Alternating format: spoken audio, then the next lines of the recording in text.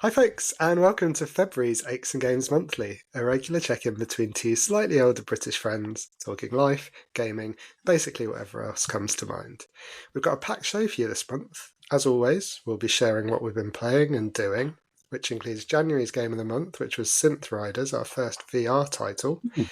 Plus, we'll be chatting about Xbox's Developer Direct and the Nintendo Switch reveal and a couple of other things. But before we dive in, a reminder that these monthly shows now focus exclusively on the month that's just passed, but you'll also find occasional special episodes hitting your feed around 4 to 6 times a year. Remember, the first of those specials, which ran through our favourite games of 2024, can be found just a few episodes back on this very podcast feed, so why not check it out? You can also find us between episodes on good social platforms, our Facebook page and whatnot. I'm Giles Nicholson. I'm Giles Wentwest on various socials, Xbox and PlayStation 5. Joining me, patiently waiting for my long intro, is my good friend James Hopes. Hi James, it's February. We made it. Yeah, we did. Congratulations. Very long month, January, isn't it? Always about 50 odd days in January. Never seems to end, but here we are, still surviving. Although I'm a bit bunged up tonight, so apologies for any snuffles, not any hacking coughs or anything else that crops up during the recording. So this is me at my best, as always. I'm James. I'm James Your Boy 1978 on PlayStation Network, and James Boy 78 9532, I think, on Xbox. But I did just make that up, so don't search for that because you won't find me probably. And I'm You Have to Laugh on social media, and obviously we do the Aches and Games website and Facebook page and all the other bits and pieces as well. So lots of fun stuff. So again, congratulations to you for making it through January and also making it through that long intro. You did very well. Congrats. Thank you very much. I'm sorry to hear you're not well, James. Let's see if we can nurse you through the next 45-ish minutes. Oh, that was very sad little cough right there. But okay, we'll see what we can do. Anyway, I'll keep an eye out for when you're desperately need a glass of water or something. But in the meantime, what have you been up to this month? I was going to say, if you want to know what I sound like when I call in sick to work, this is what I sound like. Bunged up with the occasional cough. Like it. What have I been up to in January, Giles? Where to begin, hey? Where to begin? So it's been a fairly busy month. A big part of it was my mum's back operation. We've talked about that a bit before, that my mum's back was a little bit knackered. So she spent a little bit of time in hospital in January getting her back surgically repaired, like in the WWE days, I'm sure you mentioned. And it went all right. She's in less pain now. She still feels a bit rough, but she's gradually recovering, so that's a big step forward. And hopefully she'll be back on her feet, metaphorically and physically, in no time. So that's a good boost for January. But we also did some social things as well, which is nice, outside of the hospital environment. We went to our local Italian restaurant in Tilehurst. It's called Vesuvio Pizza. It's got lots of pictures of mountains and volcanoes in the background. It's very pleasant. But weirdly, it's next to a dodgy car wash in my mum's old road. But it looks really nice when you get inside it. They've got a little terrace area, and they put sort of glass windows all around it and lots of lights, and it makes it look, when you're in there, like you're in Italy. But in reality, you're next to a dodgy car wash in a dump of a road in a bit of Tilehurst. So that's very pleasant. Went there for a friend we haven't seen for a long time. So he came back from his job in Calais, in France. So he popped back and he brought 10 bottles of wine with him as well as a gift. He asked Sarah what wine we liked, and he brought a bottle of all of it. So we've got 10 bottles of wine in the fridge now, burning a hole in the mini fridge layer. So happy days for that one.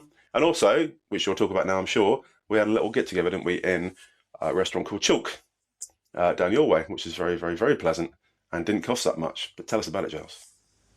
Yeah, no, really pleased your mum's up went well, first of all, and I'm penciling a trip to Vesuvio. That sounds good.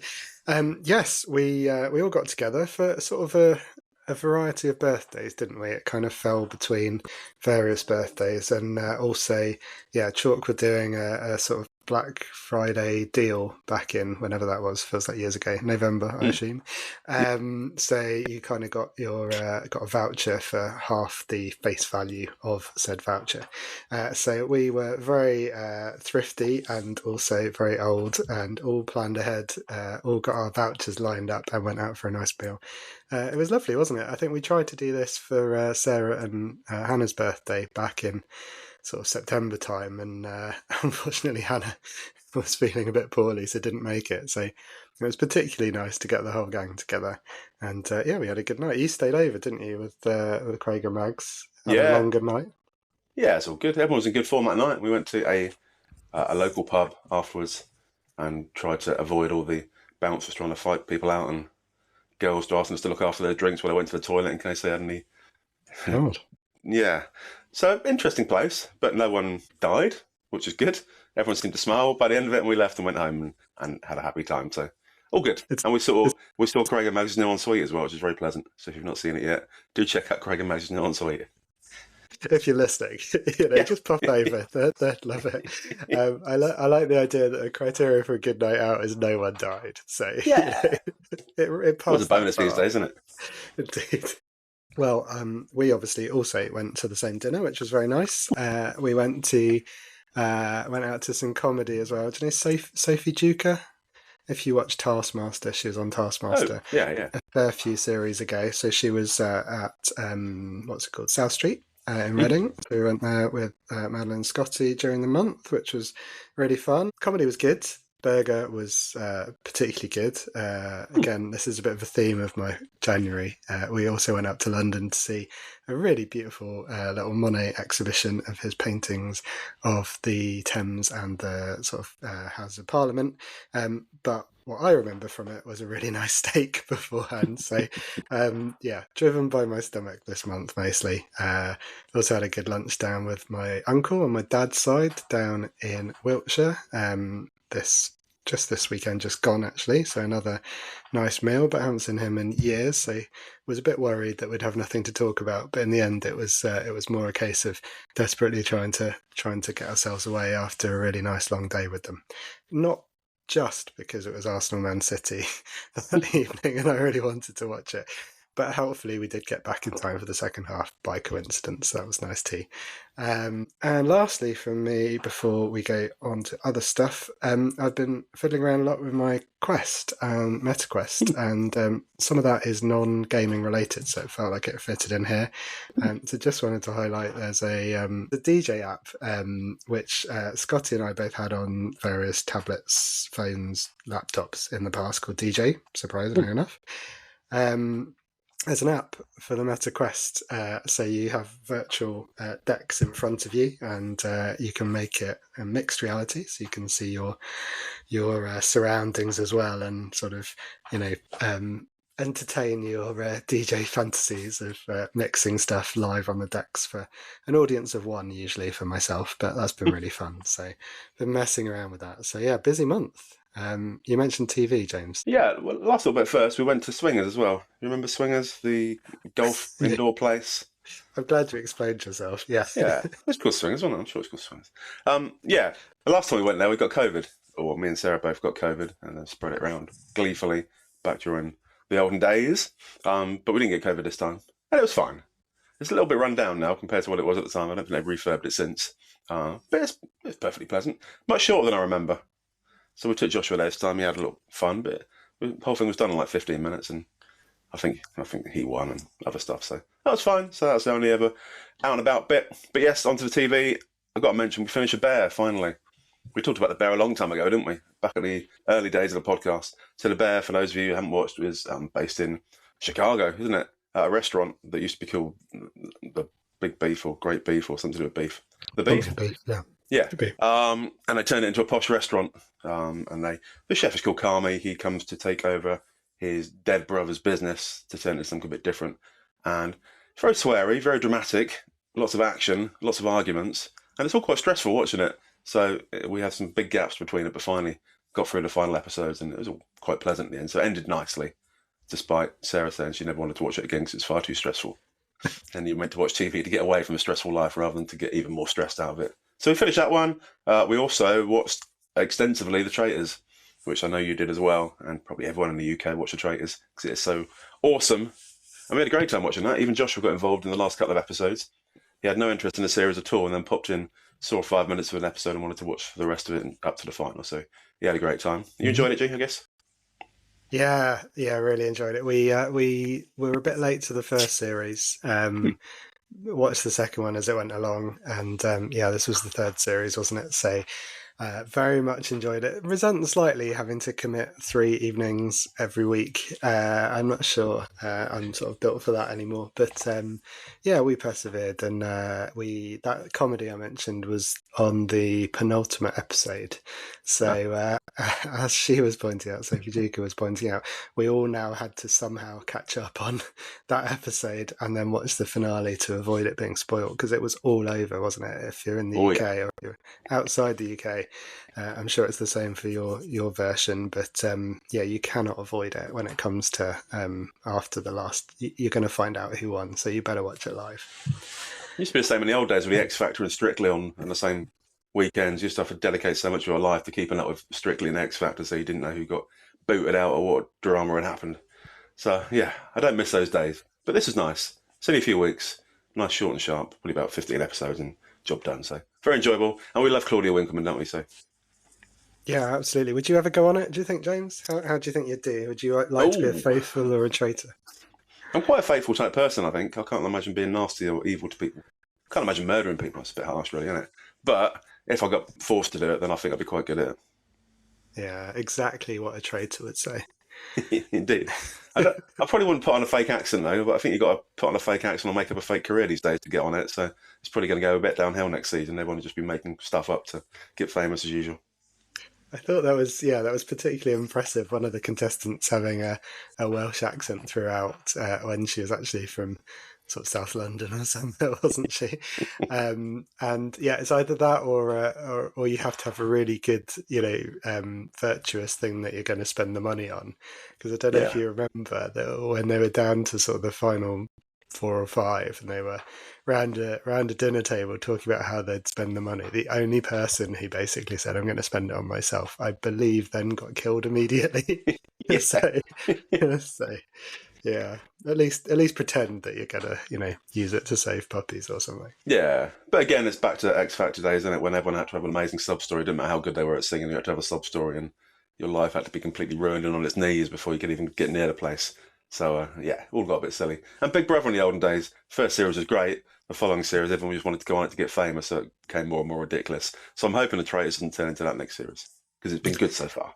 It has. It has. Has that been your month? Anything else you've caught your eye? No, those are the two big things.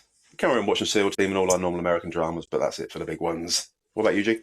Excellent. Yeah, I mean, actually, pretty much just the traitors in terms of TV. We've watched a bit of a couple of other things, but nothing enough to go into today. The only thing I was going to highlight is I watched The Substance, a film, one of the contenders for this year's best film in the Oscars. Hannah was away for the weekend at a spa, and I thought, oh, this is good. It's probably not her sort of thing. I'll give it a go. It's through a trial of, I think, Mubi or one of the Oh streaming yeah. services. I could watch it for free, and Scotty and various people, including my sister Anne, had recommended it to me with some caveats. And oh my god, that's a weird film. Very mixed feelings. So it's about a sort of fitness guru who's on TV, hits 50, and gets effectively sacked by her employer because she's too old in Hollywood and whatnot. Then she gets run over by a car. This is all very early on, so no huge spoilers.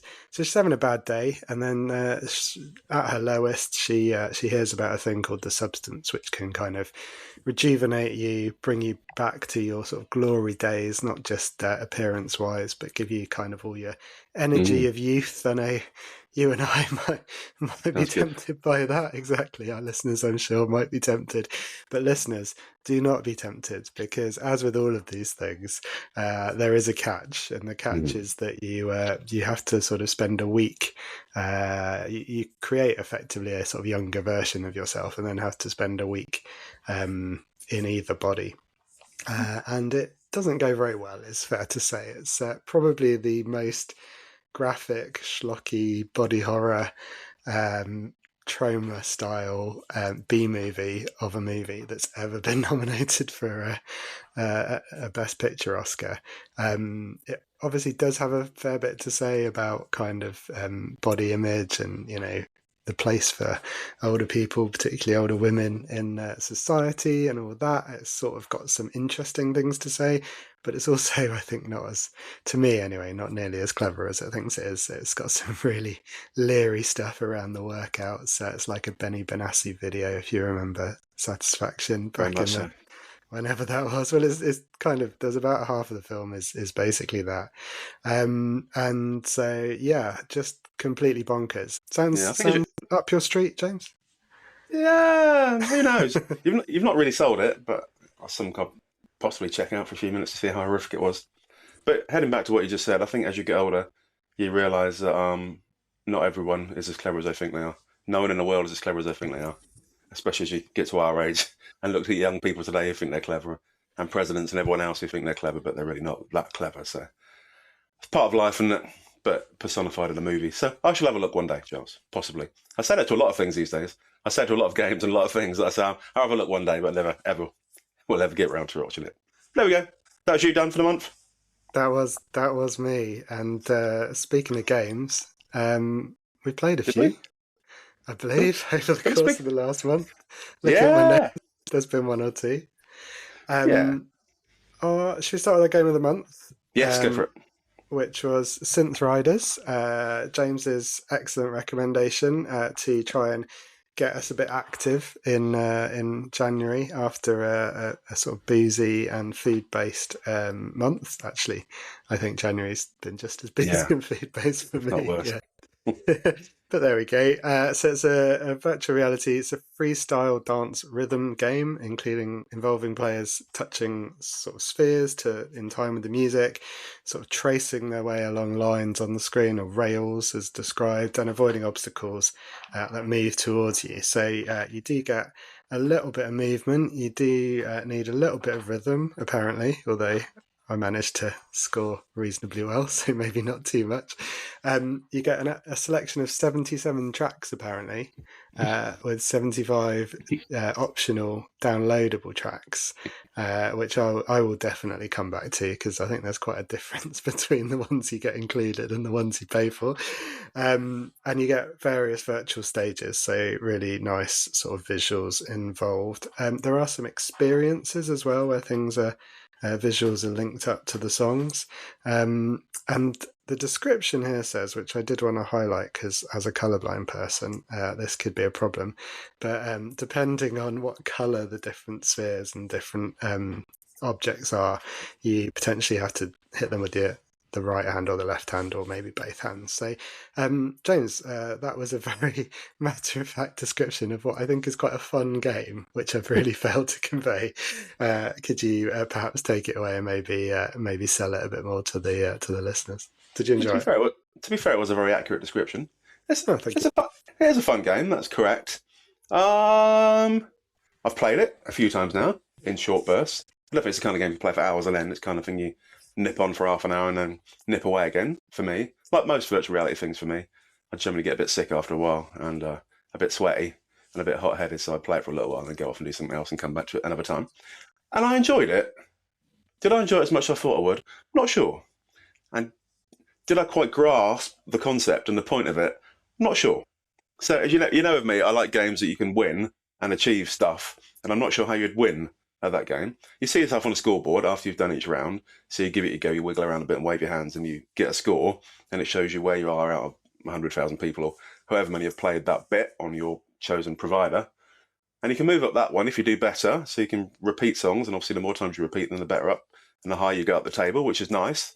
So I guess it's like going to the gym, I suppose. You're kind of competing against yourself to be slightly better, but you also see a scoreboard of lots of other people you're never going to meet and see how they've got on as well. So, like you said, it's about kind of hitting spheres, although I found that a bit awkward.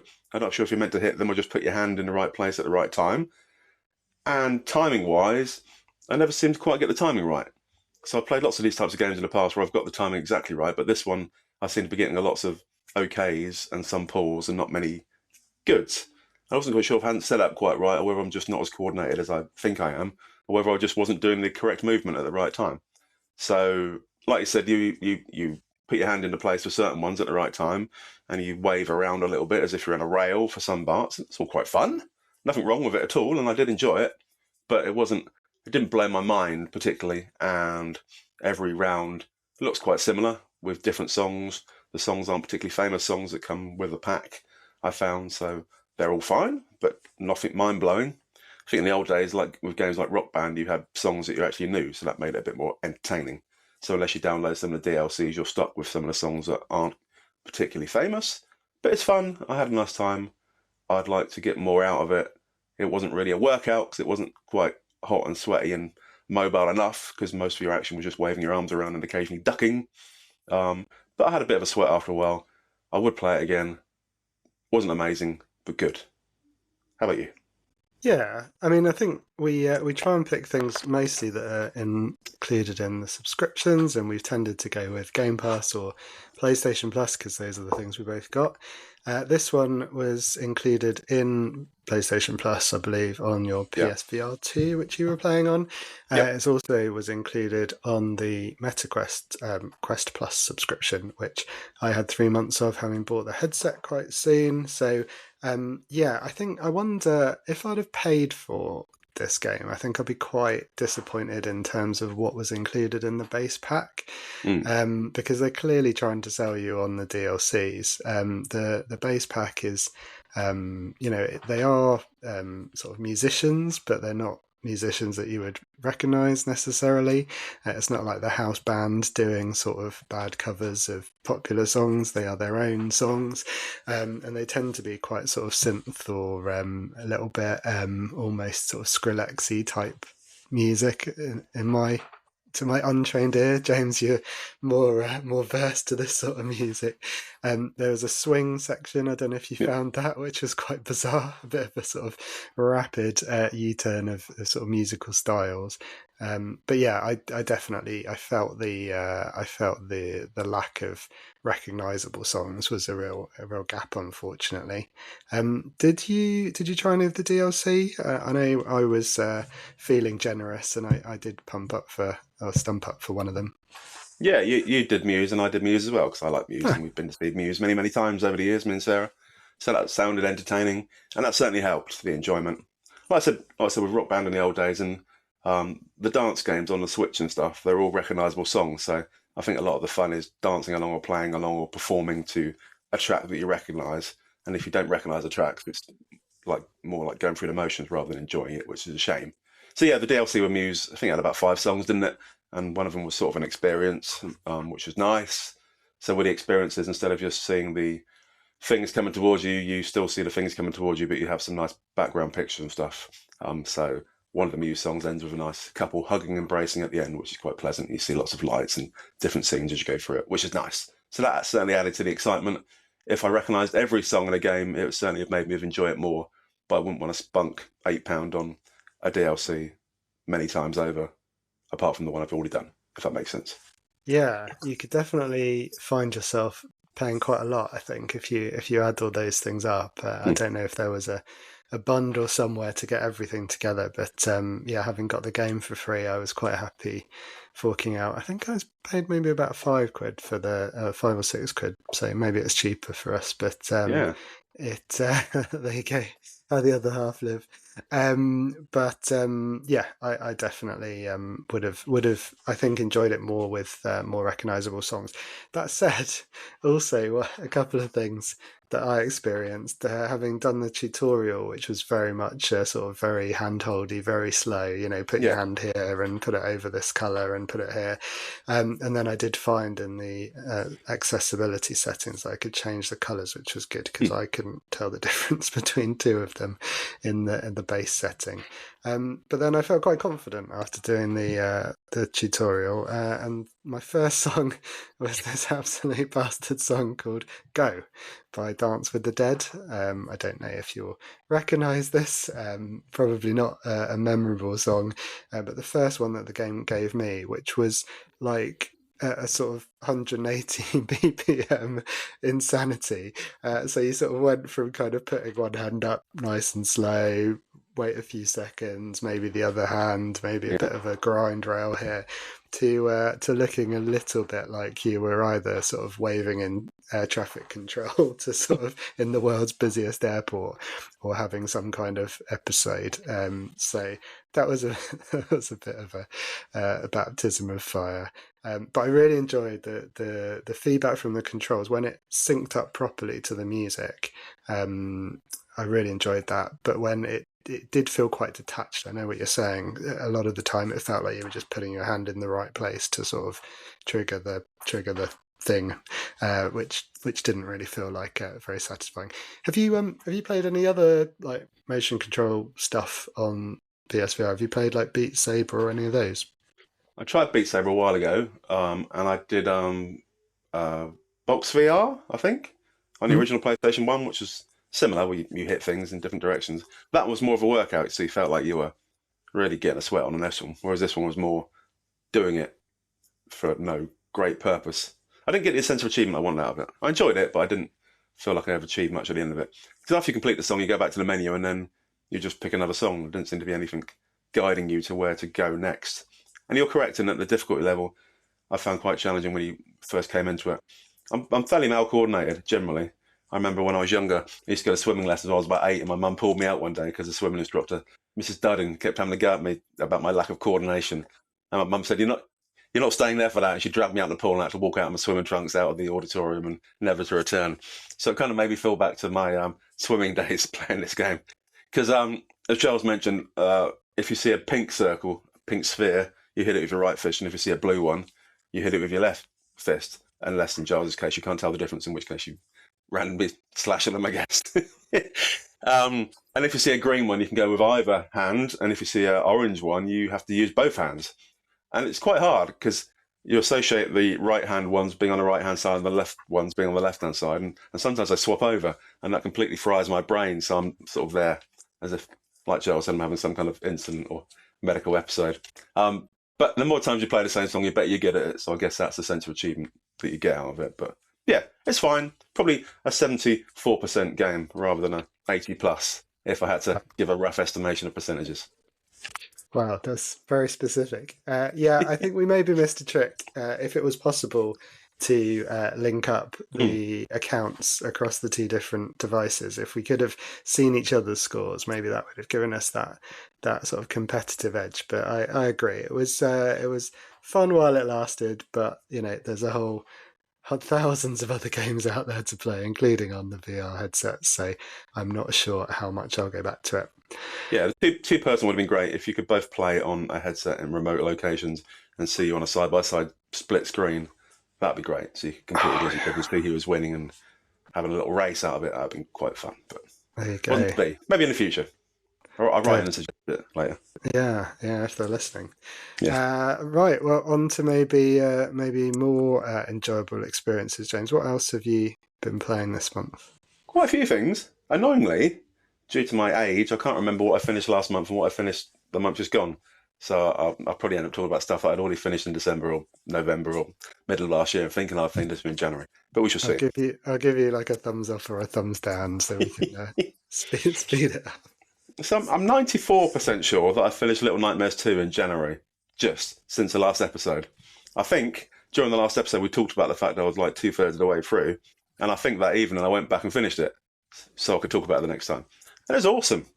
What a great game. One of my favourite games of all time is Little Nightmares 2. We talked about it before, so please do pop back. And it was one of my nominations for best game that we played last year, of the year. It also came out. Did it come out last year? Can't remember. Who knows? Maybe the year before. But we played it last year and this year. The ending was quite sad, and the game got kind of sadder as it went through. It was disturbing the whole way through. You never knew what you're aiming for. You're a small child wearing a Mac at first, and then you put a bag over your head and a helmet. That gives you an idea of the game itself. And then you meet other friend who's equally miserable and been locked in a basement for years.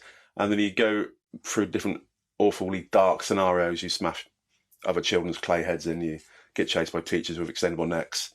You got some kind of, I don't know what it was, some kind of bug, a big bug man on a ceiling that looks like a witchy grub and comes and attacks you. It's a miserable game.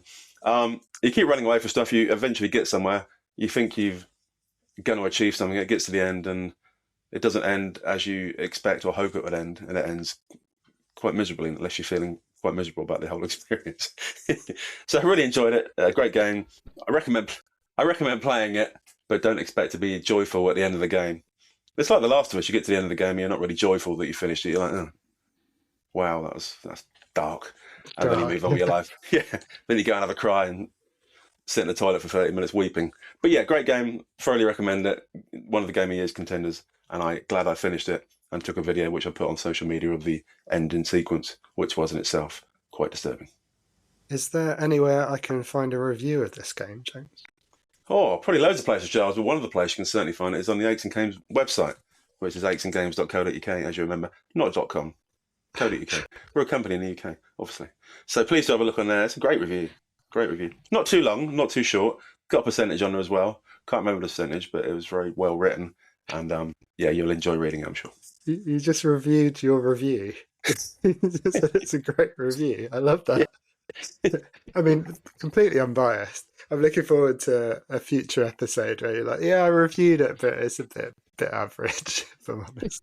The game itself, great. One of my weaker reviews. Yeah, I've done better in terms of reviews. No, but this one was really good. You'll love the review. Had photos in it and everything. Great review. One of the best reviews I've written in the last few weeks.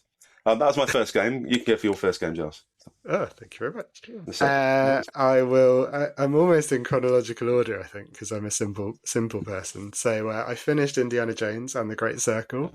I am very pleased with that. I'm very smug about that because I could see that I was first. No, that's competition because I know it's good to take your time with these things. I've got to say, I debated with myself whether to put it in the Games of the Year for last year because I hadn't finished it, and I thought that was kind of poor form. But I had got as far enough through it to know that unless it absolutely stank the place out in the last kind of 10-20% of the game, it was going to be up there for my Games of the Year, and lo and behold, it finished really strongly. Have you got to the Himalayas and Shanghai sort of bits? No, I'm still in the pyramids at the moment because me and Sarah don't have much time. We're both off together to play it together, so it's going to take a long time for us.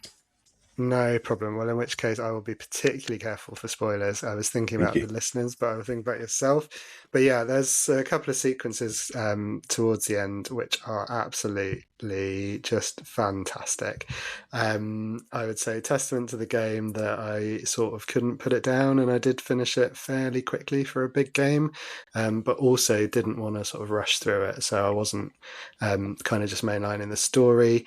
There is a sequence which is not on the main path, which is called The Kid Who Vanished, and in that piece of, they call it field work, but a side quest basically, it had this amazing sort of puzzle and action sequence, which I would highly recommend, just going a bit off the beaten path. That sort of blew my mind. You think that is something that a proportion, and possibly quite a large proportion, of people playing it will just completely miss. And I'm sure that means that there's things that I just completely bypassed, which are hopefully equally good. So very much jealous of you still playing it. I could go back and sweep up the bits and pieces, which I might well do. And the only other thing I want to say about that game, which was great, was last month, I mentioned that I thought it would be really good in VR because it was first person. And I have seen that someone's done a VR mod on PC. So I might see if I can wangle some technical jiggery pokery and connect up my headset to the PC and get the mod. And oh my god, this is way beyond my capability. So I might just watch the YouTube video. But it sounds good, doesn't it? Are you still playing, James? I think. Yeah, I was going to say it's quite rare to have your mind blown in the mid-40s, so it's quite a special achievement. So great. So me and Sarah are still playing when we have the rare nugget of time together when we're not either working or doing something else. So yeah, still a great game. Really enjoyed the Vatican part, which is the first part, as you know. Really enjoying the whatever the place is called. What's it called? What's the second one called? Giza? No, not Giza. Giza. Yeah, it's Giza. Yeah, enjoying that part so far. Probably about 2/3 of the way through that part. So yeah, progressing slowly but surely and enjoying it very much so. Good fun. But I won't talk about that one too much because you've already talked about it. So I'll talk about Hellblade, which you've also talked about at length before because you played it and loved the first one. As you know, as everyone knows, because they've obviously listened to every episode and heard us talk about it before, Hellblade follows the story of a girl called Senua, who makes various sacrifices and does all sorts of fun stuff. But she's got some issues, bless her. She's always got voices in her head where she's constantly telling her stuff. Some are quite positive, some are quite negative, and they're always talking to her. And the game advises you to wear a headset when you're playing it so you can get the full wrath of those voices in your head, so it feels a little bit like you're sort of going a bit crazy. I made Sarah try it last night and she found it too disturbing and gave up very quickly. But I quite enjoy that. I like people talking to me in my head. It kind of blanks out some of the voices that I naturally have in my head anyway. And very enjoyable. And you have to look out for audio clues in it as well. So if you're approaching something useful, then they start saying different things so you know you're kind of in the right path. And sometimes they tell you to do certain things, which really help you progress through the game. Very interesting. Good puzzles. I played a little bit with Joshua yesterday, a nicer part of it. And he quite enjoyed the puzzle solving part of it as well. You get little symbols and you have to line them up in a certain direction by moving some things and standing in a certain place to get through certain bits. Lots of hacking and slashing, lots of burning things. There's lots of fire around. And I've done the first 2 bits now, so to get through into the path to hell, you have to complete 2 separate little quest parts. So I've completed both of them now, so now I'm going towards the hell part. And it's an awesome game. Love it. Really enjoy the noise. Graphics are great. I'm playing it on the PC, which is quite unusual for me to play a proper game on the PC. And yeah, I'm glad you recommended it a while ago, and I'm very much enjoying it. Well, yeah, pleased you're enjoying it, and it'll be interesting if you do then get to the second one eventually, how you feel, because a lot of people, it's a very different game. I'll leave it at that. It's a different game, but it was in my top games of last year. So yeah, one thing that disturbs me with it, for some reason, I like when playing games to rotate the camera around so you can look the character in the face. And in Hellblade, you can't look the character in the face because whenever you rotate around, she turns her head sideways to avoid eye contact, and I find that quite disturbing. So, like in The Last of Us, you always look at Ellie in the face or Joel in the face and see how they react because they always nicely animate. So when the rain drops, you can see them animating the rain dropping on their face. But with Senua, she always looks away from you. She never refuses to look you in the face with a head full of voices and lack of eye contact. Bless her. Nice. I never knew that. Nice little what's it called? Easter egg. Cool. Well, as we often talk about all the darkness, I'm going to talk about a really charming little storybook game. We mentioned Synth Riders, and I've been really making good use of the meta quest. So I played a game called Moss, which is also on PSVR. I don't know if you've ever had a chance or if it does come on subscription. Highly recommend it. Really fab game, very charming, really enjoyed it. And I feel like I sort of didn't do it justice in my description last month. So I have now finished it. It's fairly short. It's about 3 to 4 hours. But it's book 1 of 2. It's kind of got a storybook feel, so they call them books rather than, Moss 1 or Moss 2.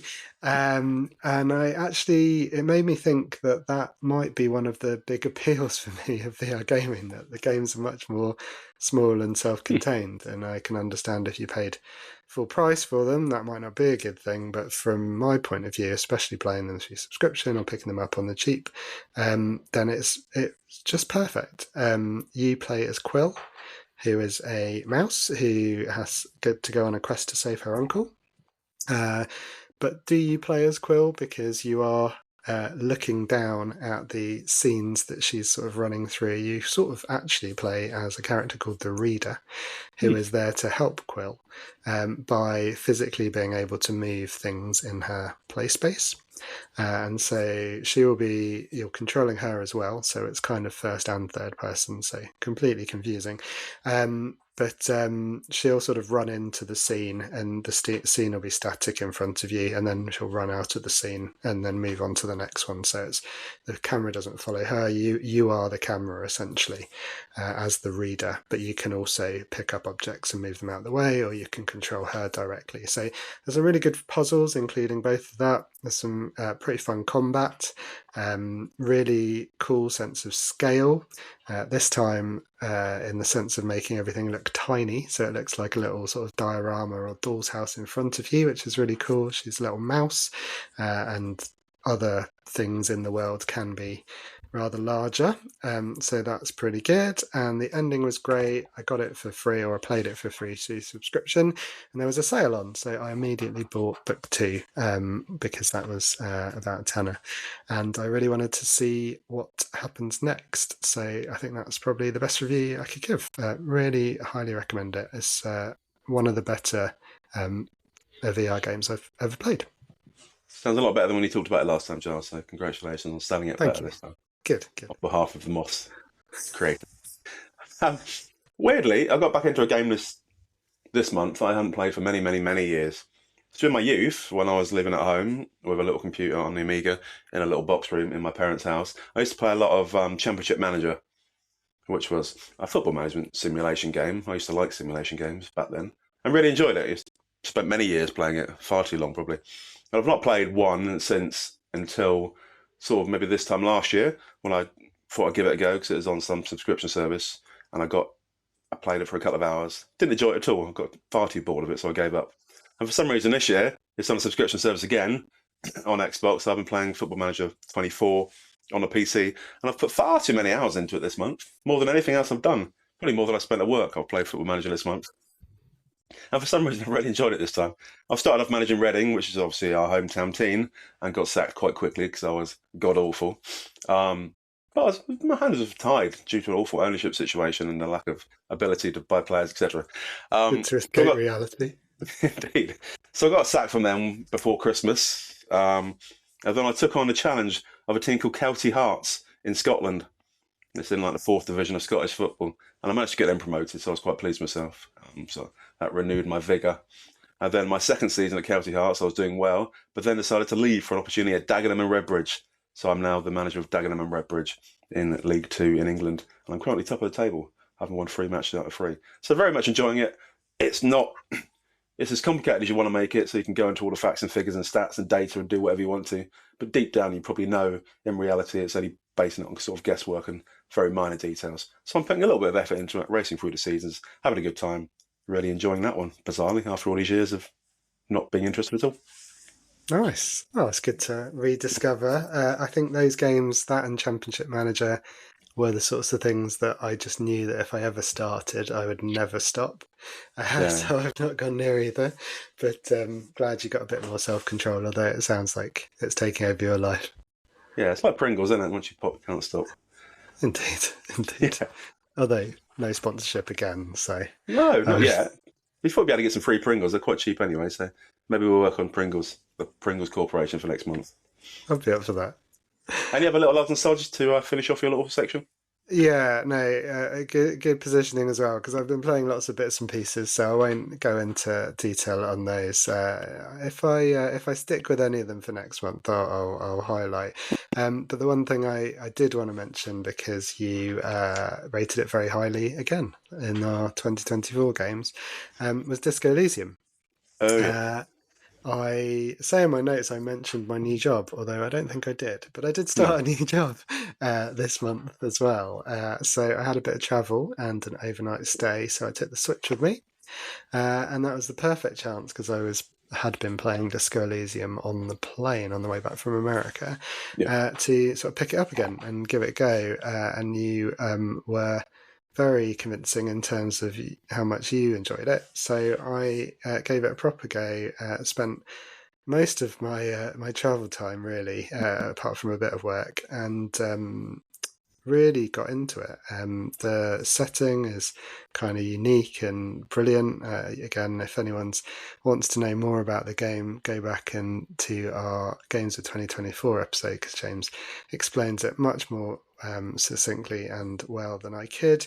But this is a very story-heavy game, very detailed history of the place that you find yourself in. Maybe a bit too much detail. There's like 6,000 years of lore across all these different like races and places, and I lose track a little bit. I kind of need a little what's it called, glossary. But it's a really old school game. It's almost like a tabletop or a Dungeons and Dragons type experience, a lot of reading, a lot of dice rolling to see if you've either sort of managed to avoid death or, not throw up because you've been drinking too much as an alcoholic policeman. Lots of dice rolling, lots of reading, but also lots of fun. So enjoying that, and I'm looking forward to finishing off and solving the mystery. So again, thank you, James. I think we've been recommending a few things to each other, and that really worked out again. You will find the ending very odd if you ever get to it. Very odd. Doesn't The really whole finish thing's off pretty a really odd ending. Couple of little extra bits from me. So obviously I've carried on playing Fortnite with Joshua as always. Played a bit of Lovers in a Dangerous Space Time. We chatted about that before. That's a fun game where you go through space and co-pilot a ship with its lasers and guns and all kinds of fun stuff and rescue rabbits and foxes. Great game for the family. All still recommend that one. And I carried on a bit more with a game called Before Your Eyes, which we talked about before. This one on the PSVR 2 where you control the action with your blinking. So you blink in certain places to move the story forward. It's very much story driven. It's kind of a walking simulator, but you don't walk, you blink. It's a blinking simulator, if for want of a better phrase. And you've died, and you're trying to get into a nice part of heaven. So you're trying to get the gatekeepers of heaven to recount your story to show what a great life and interesting life you've lived. But weirdly, when you get to the end, it goes a bit sour. And if you've lied at any point or have missed bits out, then it gets really angsty and you've got to go back and do parts all over again. So I'm in the doing parts all over again section now. So I would recommend it. It's a bit odd, a bit basic, but good fun for VR. Lovely. That's me done for the month. Excellent. Well, yeah, I don't know. We mentioned January was a long month. I think we've crammed a lot in. So hopefully that was of interest, listeners.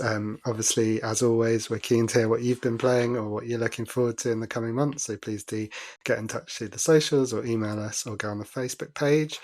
And in terms of other stuff that's been going on this month, it's been quite a busy month for news, surprisingly, for January. So if we just pick out some highlights, quite a big game release on PlayStation Plus, God of War Ragnarok hitting the service. Also a game I'm really looking forward to on Game Pass, which was Lonely Mountain Snow Riders, which is a sort of chill snowboarding game. So looking forward to that. And Ninja Gaiden 2 Black also hitting the service, which we'll probably talk about soon. But yeah, a busy month on those services, and Avowed coming out this month. James, anything that takes your fancy hitting the services at the moment? Yeah, I mean, Avowed looked fine, didn't it? Interesting. PlayStation Plus basic level. What's it called? Extra these days? PlayStation Extra? The basic level? Who knows? Weird games on that one this month. Oh, is it? Is it Essentials? Really? So those games have been announced. The premium ones haven't been announced yet. They're normally obviously a lot better and more PSVR 2 focused. But the ones that are coming out in February don't look massively exciting, I didn't think. There's a sort of a Pac-Man type game. And there's a couple of other little ones that didn't really float my boat particularly. So I'm not going to be playing any of those probably. But God of War Ragnarok, I've obviously added to my library, along with the Need for Speed one I've put in my library. And there's one other one from last month, which is in my library as well. Will I ever get around to playing it? Only time will tell. Readers, you'll find out in a few months' time if we ever got around to playing any of them. But also Avowed does look good, doesn't it? It's sort of a fantasy RPG that comes out on the 18th of February, a day one release on Game Pass. There's some more day one releases coming as well in March and April. So there's Atomfall, which we spoke about before as being a cool sort of survival horror type thing. It's set in an exclusion zone in the north of England. So fun in that obviously it's very British in looking. So they stick red phone boxes and stuff that may remind you of Britain everywhere. Sort of poverty and tents and misery. So that'll be fun when it comes out. That's on the 27th of March. And then April the 8th, a game called South of Midnight, which we looked at in one of the trailer events. Was it in Developer Direct? It was in Developer Direct, yeah. We had quite a lot announced and of interest to people who own Xboxes or PlayStation, because nearly all of them are coming to both systems. But yeah, the Xbox Developer Direct, South of Midnight, coming in April. Yeah, April the 8th, and looked really good. It's sort of set in the deep south of America, in sort of a made-up type place. It's a third-person action adventure type game, very much story-driven, interesting characters by the look of it. The trailer looked really good, I thought. There's a bit of magic involved, lots of massive giant monsters involved as well, so you can sort of draw on the environment to do different bits of magic and achieve stuff. So it looks really good. That's probably one of the type of games I'm really looking forward to. So hopefully in a couple of months' time, we shall give that a good go as well. Yeah, I mean, I don't know about you. I like the look of everything in that developer direct. I really like the format as well. It's sort of 4 or 5 games. I think it was technically 5 because there was a sort of what's it called? Surprise drop on the day of Ninja Gaiden 2 Black, which I've just noticed in the notes says Ninja Garden. That's wrong. Yeah. That could be fun too, though. I imagine ninjas are pretty good at gardening. They just like chop everything down. They'll be good at keeping things short, but maybe not the Yeah. delicate. Anyway, I'm digressing as always. South of Midnight, yeah, I agree. Looked great. I think Claire Obscure looked really good as well. A sort of Final Fantasy style RPG from a French developer.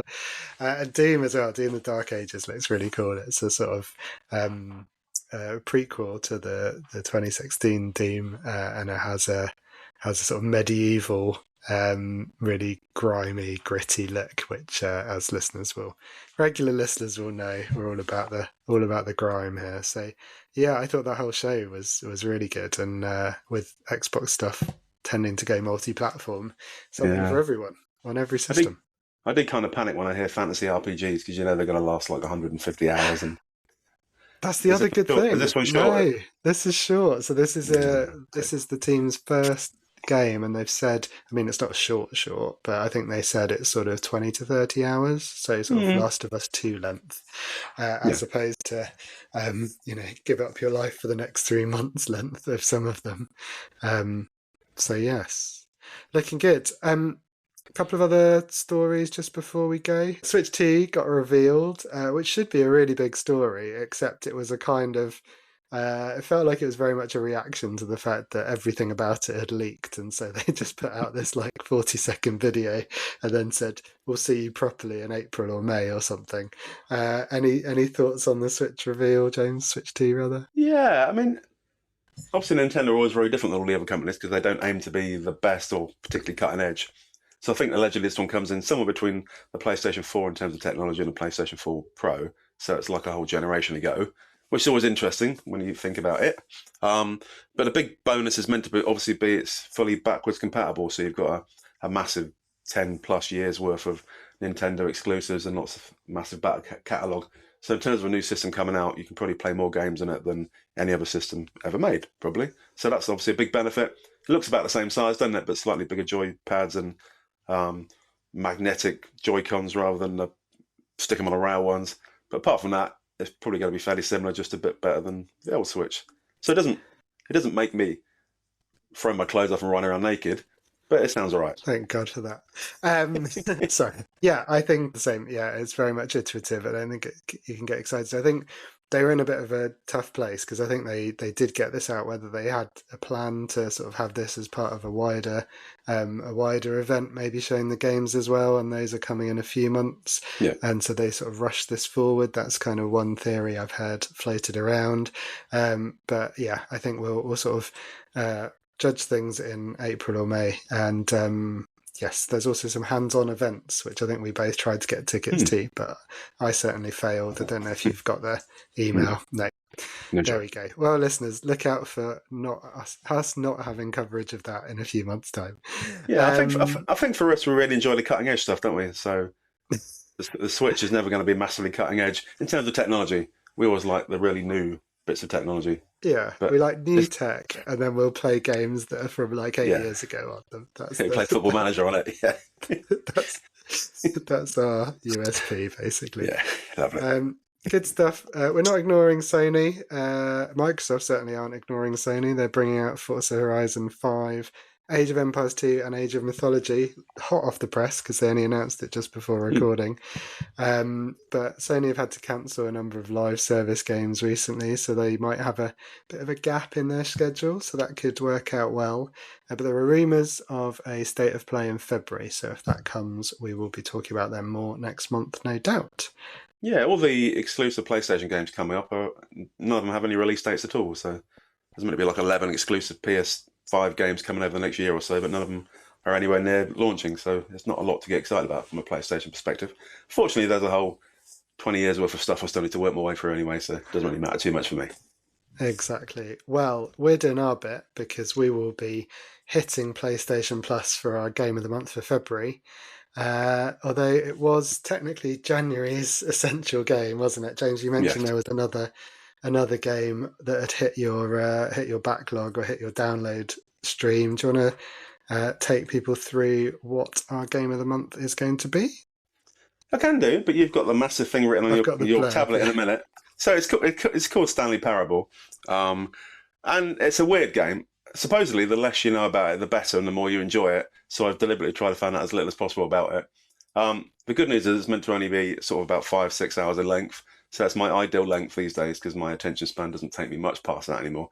And I've forgotten what happened in the first 5 hours if it's more than a 5 hour game. So that looks fun. And I'm sure you read out in the description in a minute, but you kind of make decisions, but you don't make decisions because they're made for you and taken out of your hands. And you achieve things, but you don't achieve things. And then you finish a game, but you can't finish a game. So it sounds really interesting. It might be god awful, but hopefully it's fun. And I think it's been around a little while, Giles, isn't it? Yeah, I mean, it's funny, listeners. If you think that that sounds like James doesn't remember the description, on this occasion, whereas normally that would be the case, but on this occasion, we haven't forgotten the description. That pretty much is almost word for word, James, what the description is. Okay. So spot on. Yeah, it's an expanded version of a game from 2013. Highly, highly, highly thought of, very well rated. And yes, I think the fact that we're trying not to know too much about it does make it quite challenging to try and sell it to you listeners. But hopefully, come this time next month, we might have more to say, and then we'll be trying to tiptoe around not spoiling it for you, probably. But Yeah. we'll have enjoyed ourselves. So looking forward to this. It sounds like it is a very enjoyable and interesting experience. So we're both looking forward to that. And Yeah. we will update you in a month's time. I don't think it's going to be technologically amazing, but I think it's going to be brain bending and interesting. There you go. And that's what you come here for, people. For Exactly. brain Brains bending and bent. interesting. We do try, or at least, gently prodded in one direction. Yes.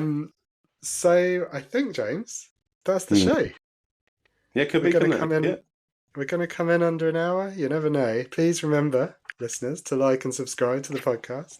Consider giving us a 5-star review. Helps push us up those searches. We'd appreciate a follow.